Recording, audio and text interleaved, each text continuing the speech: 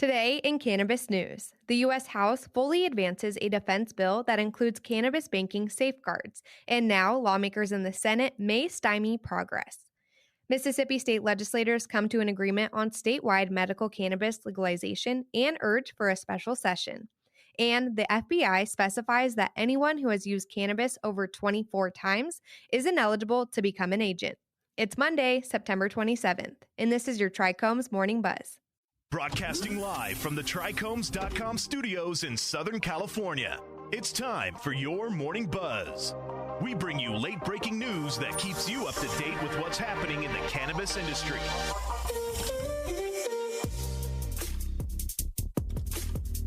First up, the U.S. House of Representatives officially advanced a sweeping defense funding package last week, which included an amendment shielding banking institutions that service state-licensed cannabis firms from intervention from federal authorities. The bill now heads to the Senate, where it will likely face heavy resistance. The Senate had not moved to add cannabis financial reform in its own iteration of the National Defense Authorization Act.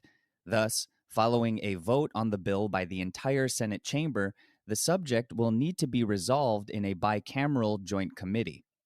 Lawmakers from each floor will then try to reconcile conflicts among their respective plans. Some prominent senators are already opposing inclusion of the Secure and Fair Enforcement Banking Act in the NDAA. Senate Majority Leader Chuck Schumer has focused on achieving full cannabis descheduling and decriminalization instead of taking a gradual reform approach, starting with banking. The SAFE Banking Act isn't particularly partisan or contentious. Rather, the issue lies in policy goals for some senators and the level of appropriateness of the amendment as it pertains to the NDAA. The House has passed the amendment 5 times now, generally along party lines. Next up, sources familiar with the discussion indicated that Mississippi state legislators have compromised on a version of a medical cannabis bill and are encouraging Governor Tate Reeves to call a special session of the state legislature. Discussions to establish a medical cannabis system in replacement of one approved in November by Mississippi voters, but overturned in May by the state Supreme Court, have stretched through the summer, as state lawmakers have voiced desire to hold a special session to address COVID-19 as well as other concerns. Governor Reeves, perhaps reluctantly, has indicated that they will convey one for medical cannabis if legislators agree, and Reeves supports the bill. State lawmakers revealed some specifics of the bill, which for months had been kept under wraps.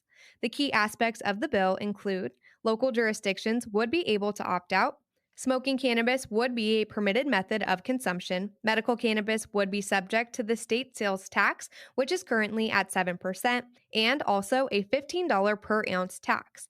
And the state health department would be in control of the system, with the Department of Revenue and the Agriculture Commission also assuming some duties. Last up, this summer, advocates were heartened by the U.S. Federal Bureau of Investigation's decision to relax its recruitment limitations for prospective agents who had before consumed cannabis, making it so that applicants will only be immediately rejected from entering the agency if they acknowledge using cannabis within a year of application submission. However, the agency recently updated the restriction to include a clause stating that candidates will be disqualified if they have consumed cannabis over 24 times since reaching the age of 18 years. The agency did not provide an explanation for why the arbitrary limit was set. The FBI states that persons that have used marijuana or any of its forms, for example, cannabis, hashish, hash oil, or tetrahydrocannabinol, synthetic or natural, in any location, domestic or foreign, regardless of the legality in that location of use, more than 24 times after turning 18 years old is a disqualifier for FBI employment. Yet, the agency stated that consuming cannabis before turning 18 is not a disqualifier for FBI employment, and that adjudicative personnel will evaluate the candidate by using the whole person concept. That was today's Buzz. Thanks for listening. For more cannabis news and insights from industry professionals and a place to discuss these stories and others, visit trichomes.com. And be sure to catch up with all of our other cannabis industry-related podcasts like Hash It Out, Tech in Cannabis, or the International Cannabis Conversation wherever you get your podcasts. For trichomes.com, I'm RJ Balde. And I'm Devin Leal. Have a great day.